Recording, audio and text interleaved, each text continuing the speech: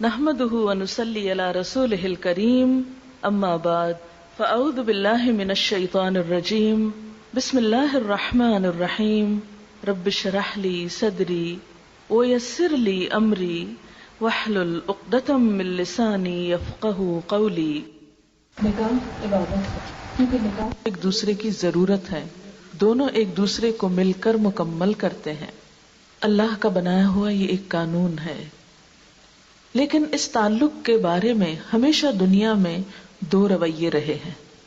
ایک رویہ کیا کہ یہ تعلق اچھا نہیں، دونوں کا باہم تعلق عبادت میں خلل انداز ہوتا ہے، اور یہ تعلق نہ قائم کرنا اور عورتوں سے دور رہنا عبادت ہے، جیسے کہ کچھ مذاہب میں ہے۔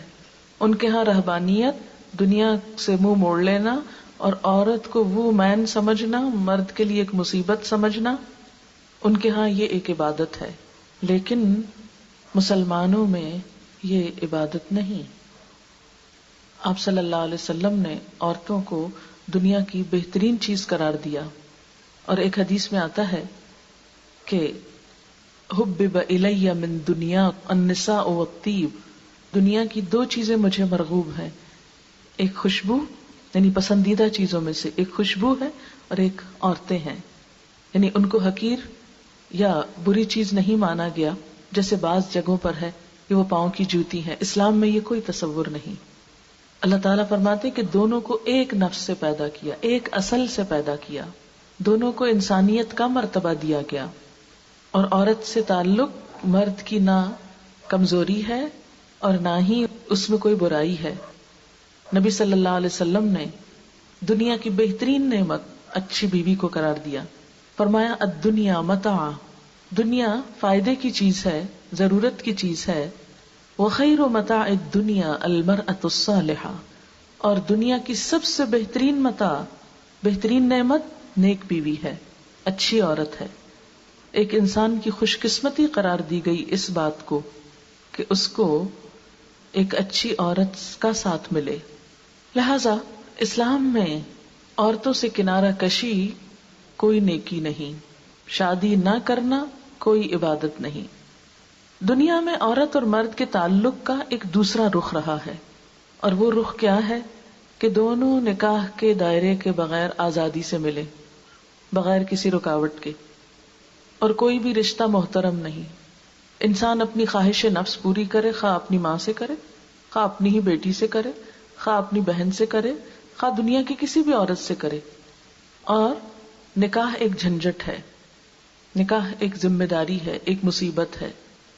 لہذا آزادی کے نام پر اس مقدس رشتے کو، اس قانون کو توڑنے کی کوشش کی گئی اور اسے بہت خوبصورت بنا دیا گیا۔ اور آج آپ دیکھتے ہیں کہ ترقی یافتہ دنیا میں شادی کرنا اب بیکورڈنس کی علامت ہے، حالانکہ شادی کے نتیجے میں جو ذمہ داری عائد ہوتی ہے مرد پر، اسی میں عورت کی فلاح ہے، اسی میں عورت کا مقام ہے، اسی میں اس کی بہتری ہے۔ لیکن عورت کو یہ تصور دلایا گیا کہ شادی کر کے تم کو غلام بنا لیا جاتا ہے، تم اس غلامی سے نجات پاؤ، اور اس کے بغیر تم جو مرد تم سے تعلق قائم کرنا چاہے تم کر لو۔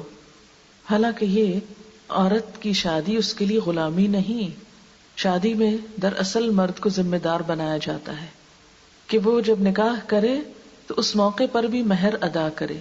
مہر کے بغیر نکاح کو ویلڈ ہی نہیں قرار دیا گیا، کہ اگر کوئی شخص یہ سوچتا ہے کہ وہ نکاح کرے گا لیکن مہر نہیں دے گا، تو آپ صلی اللہ علیہ وسلم نے اس کو نکاح نہیں سپاہ قرار دیا، کہ اس مہر کے بغیر اور نیت دینے کی بغیر اگر کوئی تعلق قائم کرتا ہے تو وہ ایک طرح سے حرام کا ارتکاب کرتا ہے۔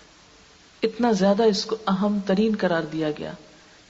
اور پھر یہ دراصل کیا ہے؟ ایک سمبل ہے اس بات کا کہ یہ مرد آئندہ زندگی میں اس عورت کی تمام ضروریات پوری کرے گا، اس کی ذمہ داری اٹھائے گا، اس کے نان نفقے کی، اس کے لیے باعزت رہائش کی، اور یہ اس کی بیوی قرار پائے گی۔ ان دونوں کا تعلق مضبوط ہوگا، وفاداری پر بیس کرے گا، جس میں دونوں ایک دوسرے سے خیانت نہیں کریں گے۔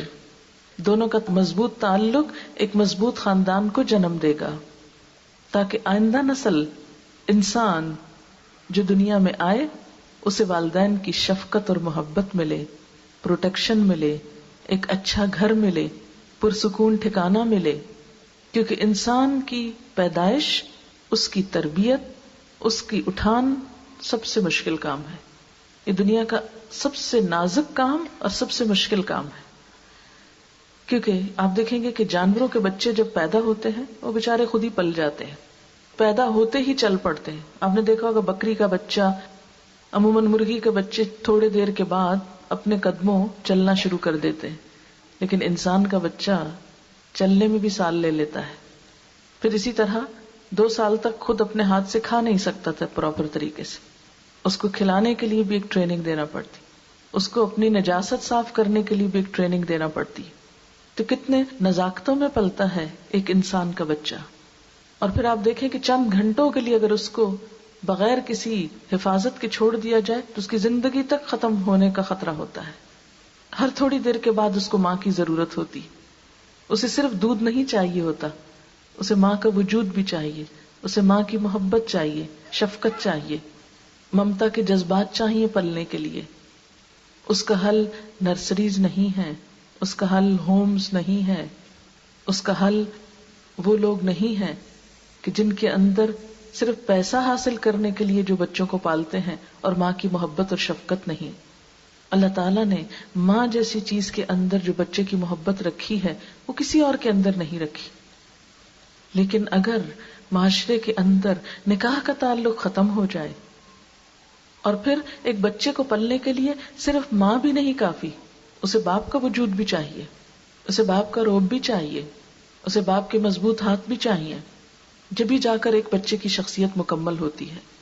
کچھ عرصہ پہلے ایک ریسرچ کی گئی جیوز کی طرف سے کہ کیا وجہ ہے کہ مسلمانوں کے اندر 40 سال کے بعد پھر ریلیجن کی طرف لوٹنے کا شوق ہو جاتا ہے. یعنی جوانی ان کی اگر دین سے دور بھی گزرے تو اکثر کیسز میں یہ ہوتا ہے کہ آفٹر 40 وہ کچھ نہ کچھ دین کی طرف رجوع کرنے لگتے ہیں، نماز پڑھنے لگتے ہیں، دین کا کچھ نہ کچھ تعلق قائم کرنے لگتے ہیں.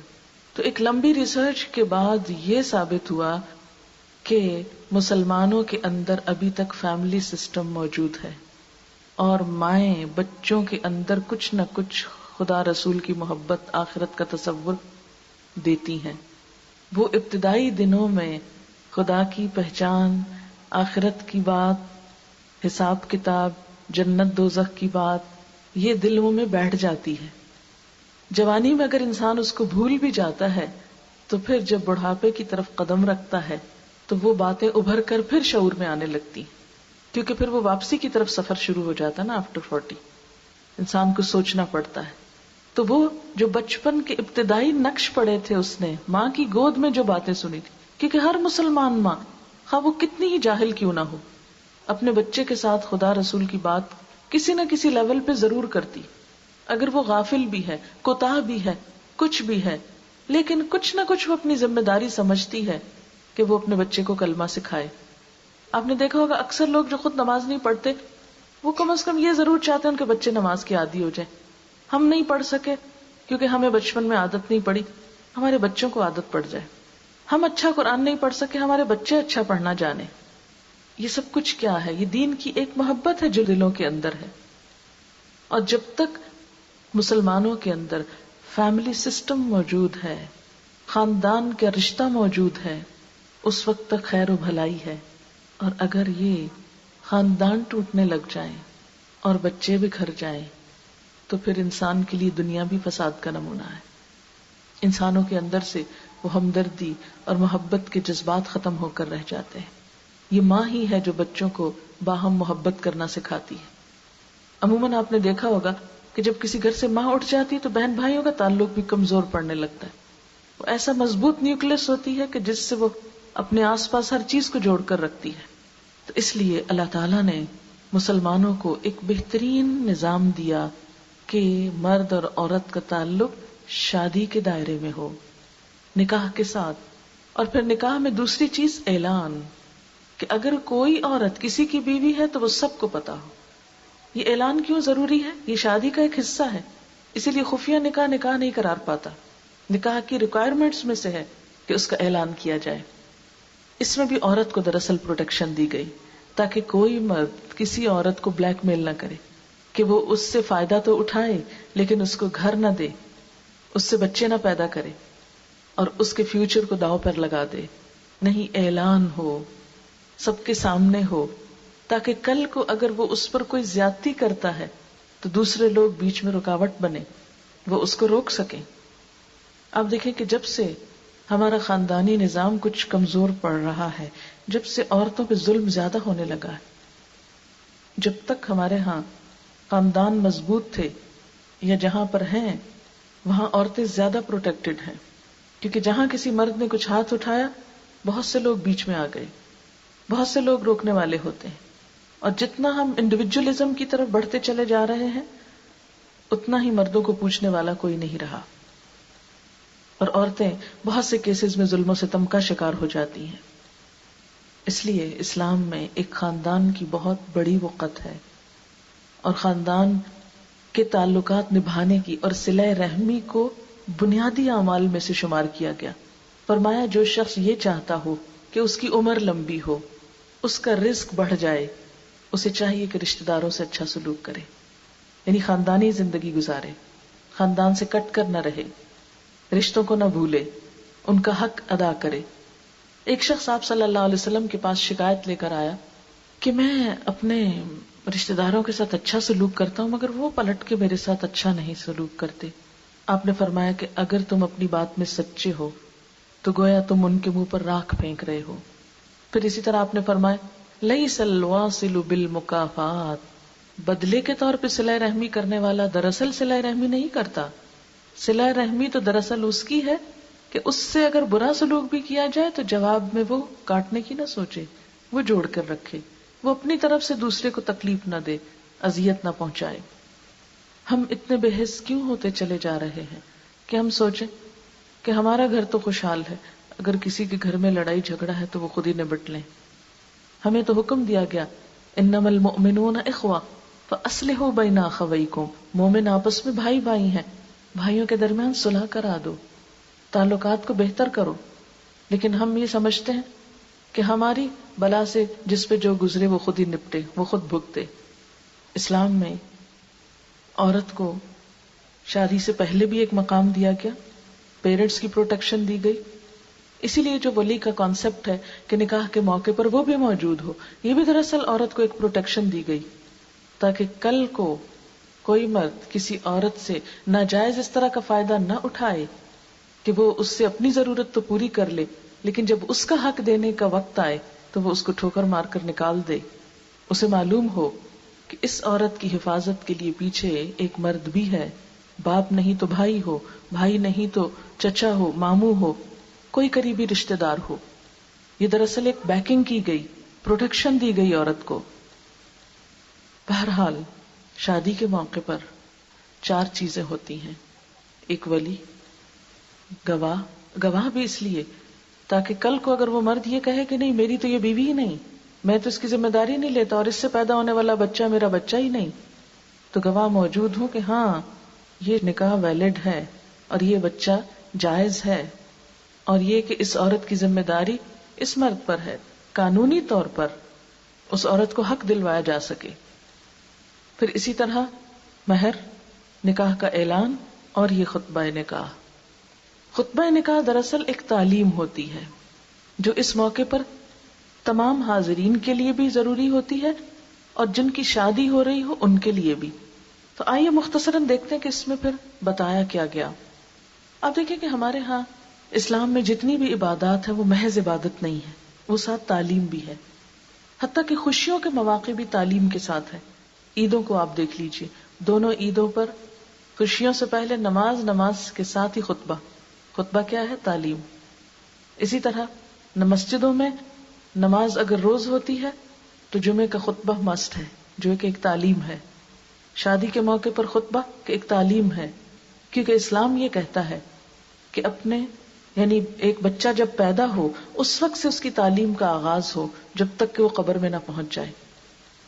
ہر موقع پر تعلیم موجود ہے تاکہ ہماری ڈائریکشنز اور ہماری سمت درست جانب رہے اور ہم اپنی اصل منزل تک خیریت و عافیت کے ساتھ پہنچ سکیں. بہرحال ان چند الفاظ میں دیکھتے ہیں کہ اس خطبے میں کیا بتایا گیا. فرمائے ان الحمد للہ، سب تعریف اللہ کے لیے، شکر اللہ کے لیے. کیوں؟ خوشی کا موقع ہے، جب بھی خوشی ملے تو شکر اللہ کا ادا کیا جائے، کیونکہ شکر ادا کرنے والوں کے لیے اور نعمتوں کا وعدہ ہے. نستعینہ، ہم اس کی مدد چاہتے ہیں کیونکہ مشکل مرحلہ ہوتا ہے. ہر انسان ایک گھبراہٹ کا شکار ہوتا ہے، پیرنٹس، خود شادی جن کی ہو رہی ہو، سب. ہم اس کی مدد چاہتے ہیں کہ زندگی کے اس سفر کا آغاز خیریت کے ساتھ ہو اور اختتام خیریت کے ساتھ ہو. ونستغفرہ، ہم اس سے معافی چاہتے ہیں، بخشش چاہتے ہیں. یہ بخشش کیوں اس موقع پہ مانگی جا رہی ہے؟ بات یہ ہے کہ اگر ہم غور کریں تو ہوتا عموماً یہ ہے کہ اللہ تعالیٰ ہمیں خوشی دیتے ہیں اور ہم اسی کو سب سے پہلے ناراض کرتے ہیں، اور عین خوشیوں کے موقع پر اس کی ناراضگی کے کام کرتے ہیں.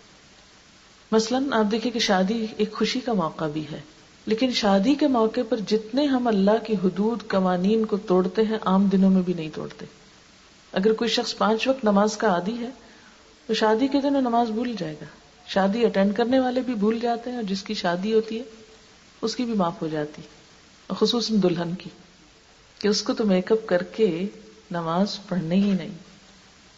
حالانکہ ایک نماز کا بھی حساب ہے اللہ کے ہاں.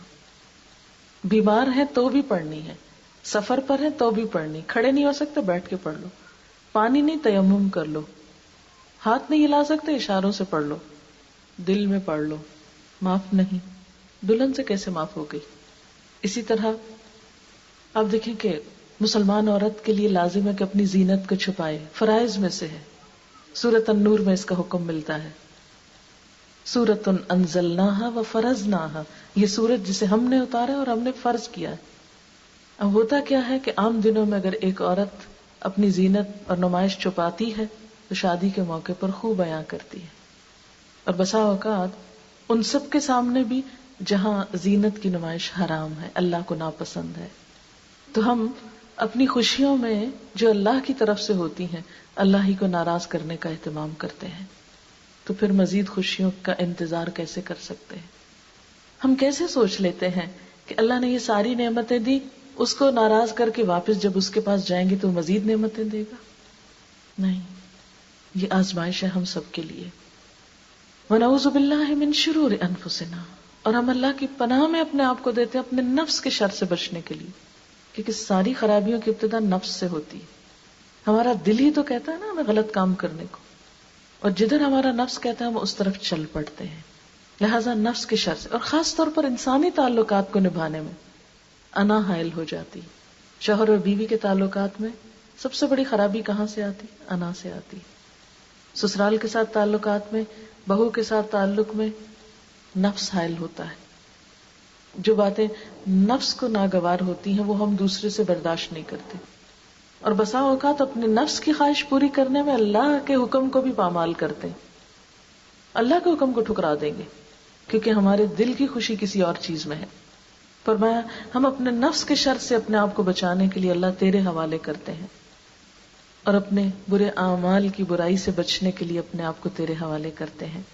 من یہدہ اللہ فلا مضل لہ، جس کو اللہ ہدایت دے دے اس کو کوئی بھٹکا نہیں سکتا، اور جس کو وہ بھٹکا دے اسے کوئی راہ نہیں دکھا سکتا.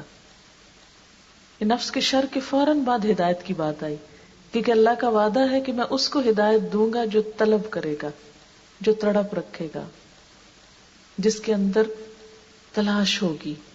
جیسے پیاسے کو ہی پانی ملتا ہے نا، ورنہ تو سامنے بھی ہو تو نظر نہیں آتا کہ پانی ہے، لیکن جس کو پیاس لگی ہو فوراً اس کی نگاہیں ادھر ادھر جاتی کہ پانی کہاں ہے. اسی طرح جو ہدایت کا پیاسا ہوتا ہے اس کی نگاہیں بھی ادھر ادھر جاتی ہیں، تلاش کرتی کہ کہاں سے مل سکتی ہے. اسی لیے اللہ تعالیٰ فرماتے کہ جس کو وہ دیتا ہے اور وہ کس کو دیتا ہے اس کا ایک قانون ہدایت ہے کہ دنیا کی باقی نعمتیں اس نے بن مانگے ہم کو دی، ہماری آنکھیں، ہمارے کان، سننے بولنے کھانے پینے کی بہت سی چیزیں، لیکن ایک نعمت وہ بن مانگے نہیں دیتا، بن طلب کے نہیں دیتا، اور وہ ہدایت کی نعمت. اور فرمایا وہ پھر جس کو چاہتا ہے دیتا ہے، اور وہ دیکھ کے دیتا ہے کہ کون چاہتا ہے، اور جس کو وہ بھٹکا دے اس کو پھر کوئی بھی اس کے راستے پہ نہیں لا سکتا. ظاہر ہے جو خود نہیں چلنا چاہتا تو کوئی پکڑ کے زبردستی اس طرف کیسے لے جا سکتا ہے. پھر یہاں کلمہ شہادت ہے. شادی کے موقع پہ کلمہ شہادت کہ ہاں اللہ الہ ہے، ہر معاملے میں اللہ کی بات مانی جائے گی اور محمد الرسول اللہ صلی اللہ علیہ وسلم ہمارے رہنما ہیں، ان کے طریقوں کی پیروی ہوگی. پھر 3 آیتیں ہیں جن میں 4 دفعہ اللہ سے ڈرنے کی بات ہے، تقوی کی بات. ہم سمجھتے ہیں کہ شادی کی خوشیوں کا انحصار دولت پر ہے یا حسن پر ہے یا اور چیزوں پر ہے. فرمایا نہیں، اللہ کے تقوی پر ہے. جس کے دل میں خدا کا خوف ہوگا وہی بندوں کے حقوق کا خیال کرے گا، اور جو خدا سے نہیں ڈرتا وہ پھر کسی سے بھی نہیں ڈرتا. اور جیسے کسی کا قول ہے نا، میں اللہ سے ڈرتا ہوں، اور اس کے بعد اس شخص سے ڈرتا ہوں جو اللہ سے نہیں ڈرتا. ظاہر ہے جس کے دل میں خدا کا خوف نہیں، آپ اس کے شر سے بچ ہی نہیں سکتے. وہ سامنے نہیں، وہ چھپ کے وار کر جائے گا، کیونکہ اسے خدا کے سامنے حاضر ہونے کا ڈر ہی نہیں. وہ اپنی زبان سے بھی غلط باتیں نکالے گا، وہ اپنے ہاتھ سے بھی اذیت دے گا، وہ ہر طرح سے ٹارچر دے گا. یہی وجہ نا، آپ دیکھیں کہ بعض اوقات لڑکیاں شوہروں کے ہاتھوں بہت مینٹل ٹارچر کا شکار ہوتی، لیکن ان بیچاریوں کے پاس کوئی دلیل، کوئی گواہی نہیں ہوتی کہ وہ کسی کو بتائیں کہ ان کے اوپر کیا گزر رہی ہے. بعض اوقات سسرال میں بہت برے حال میں گزرتی ہے بچیوں پہ، لیکن وہ کچھ کہہ نہیں سکتی اسے کہ کیا کہیں، کیونکہ وہ جب تنہائی میں ہوتے ہیں تو انتہائی برا سلوک کرتے ہیں، جب سامنے ہوتے ہیں تو بہت خوش اخلاق ہو جاتے ہیں، لوگوں کو دکھانے کے لیے بہت کچھ پہناتے ہیں. لیکن ضرورت کے لیے جب عورت خاص طور پہ شادی کے بعد فیملی وے میں ہوتی ہے تو بسا اوقات انیمک ہو جاتی ہے. دوا نہیں، خوراک نہیں، غذا نہیں، کیئر نہیں. کیوں؟ اس لیے کہ اب معاملہ 1 to 1 بیس پر ہے. جب دکھاوے کا معاملہ تھا تو ہزاروں کا جوڑا بھی پہنایا گیا اور زیور بھی پہنائے گئے اور سب کچھ لوگوں کو دکھایا گیا کہ ہم کون ہیں. لیکن حقیقی ضرورت پیش آئی. کتنی ہی بے شمار مثالیں ایسی ہیں کہ شادی کے موقع پر جہاں دکھاووں کی بات تھی، اپنی شان بنانے کی بات تھی، وہاں ہزاروں بھی خرچ ہوئے. اور شادی کے بعد ایک عورت جب حقیقی ضرورت کا شکار ہوئی تو اس کا دانا پانی بھی بند کر دیا گیا. چھوٹی چھوٹی چیز کے لیے ترستی. یہ کس بات کی علامت ہے؟ کہ خدا کا خوف نہیں لوگوں کے دلوں میں. اسی لیے 3 آیتوں میں 4 دفعہ تقوی کی بات، خدا سے ڈرو.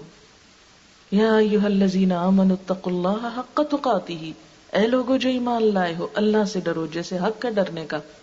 صرف زبان سے نہیں کہتے رہو ہم کو بہت ڈر لگتا ہے اللہ سے، نہیں، اپنے عمل سے ثابت کرو واقعی اللہ کا ڈر ہے. کہ کسی پہ کوئی جھوٹا الزام نہ لگاؤ، کسی کا مذاق نہ اڑاؤ، کسی کو تانے نہ دو. ہمارے معاشرے میں کیوں ایسے ہوتا ہے کہ بچیاں ساری عمر جہیز کے تانے سنتی رہتی، تم لائی کے آتی، ہر موقع پر اس کو تانے دیے جاتے ہیں. یہ دینے والے کون ہیں؟ مسلمان ہیں، ہم خود ہیں کہ جو ساری زندگی اجیرن کر کے رکھ دیتے ہیں بچیوں کی. کیا ہم نے لڑکی سے شادی کی یا مال و دولت سے کی؟ ٹھیک ہے انسان کے دل میں مال کی محبت بہت شدید ہے، لیکن اسلامکلی یہ بات انتہائی غلط ہے کہ کسی عورت سے صرف اس لیے شادی کی جائے کہ وہ مالدار ہے، اور اگر وہ حسب مرضی مال نہیں لائی تو اس کی قدر گھٹا دی جائے.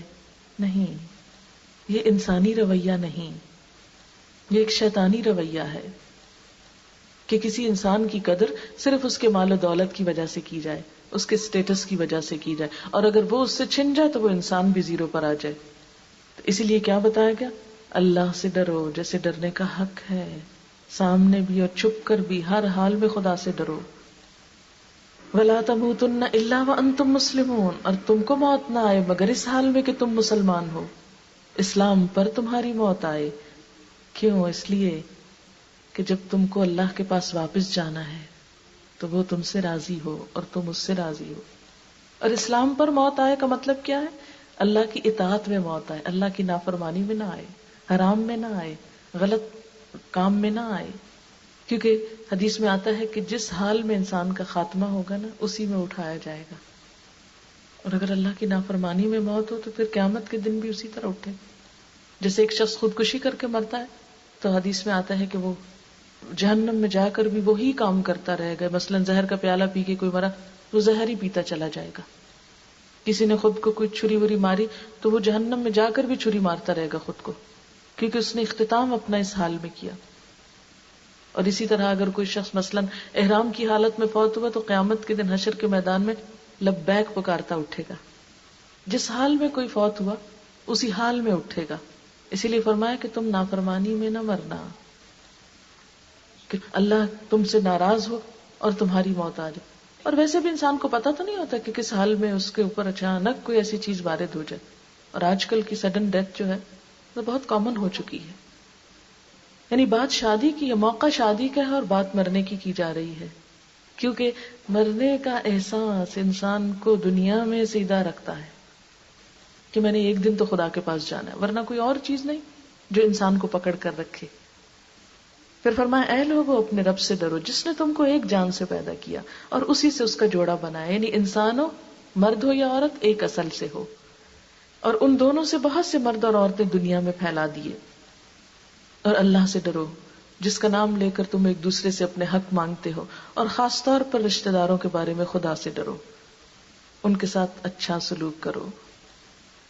ان اللہ کان علیکم رقیبا، بے شک اللہ تم پر نگرانی کر رہا ہے، وہ دیکھ رہا ہے کہ تم کہاں ڈنڈی مارتے ہو، میکے کے ساتھ کیسے پیش آتے ہو اور سسرال کے ساتھ کیسے پیش آتے ہو، اس کو پتا ہے.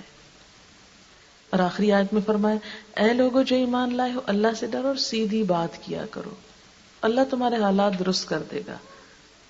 عموماً شادی کے موقع پر باتوں کو ٹوسٹ کر دیا جاتا ہے، غلط بیانیاں کی جاتی. مثلا رشتہ ہونے کے موقع پر لڑکے یا لڑکی کی عمر چھپا دی جاتی، یعنی چھوٹا بتایا جاتا ہے. بعض اوقات یہ ہوتا ہے کہ ایجوکیشن کے بارے میں جھوٹ بولا جاتا ہے، بعض اوقات بزنس کے بارے میں غلط بیانی کی جاتی ہے، بعض اوقات لڑکا جو ہے وہ پہلے سے میرڈ ہوتا ہے، اس کو چھپا دیا جاتا ہے، دوسروں کی لا علمی سے فائدہ اٹھایا جاتا ہے. فَمَا قُولُوا قَوْلًا سَدِيدًا. اور سیدھی بات کیوں نہیں کرتے؟ نہیں پھر رشتہ نہیں ہوگا، ایک دفعہ ہونے تو دو، پھر باقی دیکھی جائے گی کیا ہوتا ہے. اور اس کے بعد کیا ہوتا ہے جب وہ بات کھل جاتی ہے تب سے دیکھیں شادی تو ایک اعتماد کا رشتہ ہوتا ہے. جب جھوٹ کے اوپر بنیاد رکھی جا رہی شادی کی، پہلی چیز اعتماد ہی ٹوٹ جائے تو خوشیاں کہاں سے آئیں گی؟ دوسرے کو دھوکہ دینا دراصل خود کو دھوکہ دینا ہے، دوسرے کو نقصان پہنچانا دراصل خود کو نقصان پہنچانا ہے. جیسے نیکی کے بارے میں آتا ہے نا، ایک قول ہے کہ جو انسان نیکی کرتا ہے نا وہ نیکی گھوم پھر کے واپس اسی پہ پلٹ کے آتی. ایسے ہی جو برائی کرتا ہے نا وہ گھوم پھر کے واپس اسی پہ آ پلٹتی. ہماری برائی کا نتیجہ کسی اور کو نہیں بھگتنا، خود ہم نے بھگتنا ہے. ہماری نیکی کا جو لطف ہے وہ کسی اور کو نہیں، وہ خود ہم کو ملے گا. تو اس لیے فرمایا قولوا قولا سدیدا، سیدھی بات کرو، صاف بات کرو، جھول مت رکھو باتوں میں، کیونکہ اس کا نتیجہ پھر اچھا نہیں ہوگا. سیدھی بات کرنے سے ڈر ضرور ہوتا ہے کہ پتہ نہیں کیا بنے گا. فرمایا کچھ نہیں ہوتا، یصلح لکم اعمالکم، سب ٹھیک ہو جائے گا، ویغفر لکم ذنوبکم، اور تمہارے گناہ بھی معاف کر دے گا. یہ گناہ معاف کر دے گا یعنی وقتی طور پہ جو تم کو تکلیف پہنچے گی، جو دھچکا لگے گا، وہ پچھلے گناہوں کا کفارہ ہو جائے گا. کیونکہ کہتے ہیں نا کہ مومن کو کانٹا بھی چبھتا ہے تو اس کے گناہ معاف ہوتے ہیں. تو اگر اپنا لباس پھاڑ دو گے تو کیا لگو گے؟ لباس کی انسان کتنی کیئر کرتا ہے، اس کا رنگ خراب نہ ہو، اس پہ داغ نہ پڑے، اس پہ میل نہ آئے. یعنی ہمارا بہت زیادہ کنسرن اپنے لباس پہ ہوتا ہے، کیونکہ وہ ہماری پوری شخصیت کا عکاس ہوتا ہے. تو اس کو داغدار نہ ہونے دینا، اس کو مت پھاڑنا. اس کو اتارو گے تو خود تم رسوا ہوگے. اتنا گہرا تعلق بتایا گیا دونوں کا. اور یہ گہرا تعلق اسی وقت ہو سکتا ہے جب دونوں ایک دوسرے کے حقوق کا خیال رکھیں. اسے پہلا فرض شوہر کا ہے کہ وہ بیوی کے ساتھ اچھا سلوک کرے. فرمایا وعاشروہن بالمعروف، عورتوں سے بھلے طریقے سے زندگی بسر کرو. پھر فرمایا کہ ان کے ساتھ خوش گمان رہو، اچھا گمان رکھو، کیونکہ اچھے تعلقات کی بنیاد اچھے گمان پر ہوتی ہے. اگر گمان اچھا نہیں کسی کے بارے میں، تعلق اچھا نہیں ہو سکتا. پھر یہاں تک فرمایا کہ فَإِن كَرِهْتُمُوهُنَّ، اگر تم ان سے نفرت بھی کرتے ہو، تم کو اچھی نہیں بھی لگتی، فَعَسَىٰ أَن تَكْرَهُوا شَيْئًا وَيَجْعَلَ اللَّهُ فِيهِ خَيْرًا كَثِيرًا، تو ہو سکتا ہے کہ تم کسی چیز سے کراہت کرو اور اللہ اسی میں تمہارے لیے بھلائی رکھ دے. مثلا ایک شہد کی مکھی کی مثال ہے نا، کہ شہد کی مکھی کو دیکھ کے ہم کو ایک دم ڈر لگتا ہے نا، ایک دم ہاتھ مارنے لگتے ہیں کہ کاٹ جائے گی، لیکن اسی شہد میں شفاء للناس ہے. بیک وقت ایک ہی چیز کے دو کتنے مختلف قسم کے ایک طرف شدید تکلیف دینے والی چیز ہے اور دوسری طرف انتہائی فائدہ مند چیز ہے کہ وہ ہمارے لیے وہ بناتی ہے جو دنیا کی کوئی فیکٹری نہیں بنا سکتی، شفا کی چیز شہد. تو فرمایا کہ اگر بیوی کو ناپسند بھی ہے تو صبر کرو، ہو سکتا ہے اسی میں تمہارے لیے بھلائی ہو.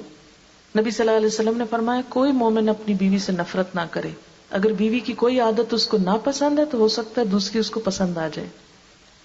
پھر فرمایا کہ معافی کی روش اختیار کرو. یا ایھا الذین آمنوا ان من ازواجکم واولادکم عدوا لکم فاحذروہم وان تعفوا وتصفحوا وتغفروا فان اللہ غفور رحیم. اے لوگو جو ایمان لائے ہو، تمہاری بیویاں اور بچے تمہارے دشمن ہو سکتے ہیں، ان سے بچ کے تو رہو، لیکن اگر معاف کر دو، درگزر کرو، چشم پوشی کرو تو اللہ بھی غفور رحیم. معاف کرنے کے لیے قرآن میں 3 لفظ ہیں اور تینوں ایک جگہ اکٹھے کر دیے گئے کہ اپنی بیوی بچوں کو معاف کر دو، کیونکہ معاف کرنے میں ہی گھر کے جڑنے کا راز ہے. اگر کسی چھوٹی چھوٹی غلطی پر گھروں کو توڑ دیا جائے اور معاف نہ کیا جائے ایک دوسرے کو تو کبھی بھی خوشیاں نہیں ہو سکتی. چوتھی بات فرمائی کہ بیوی کے ساتھ خوش اخلاقی برتو.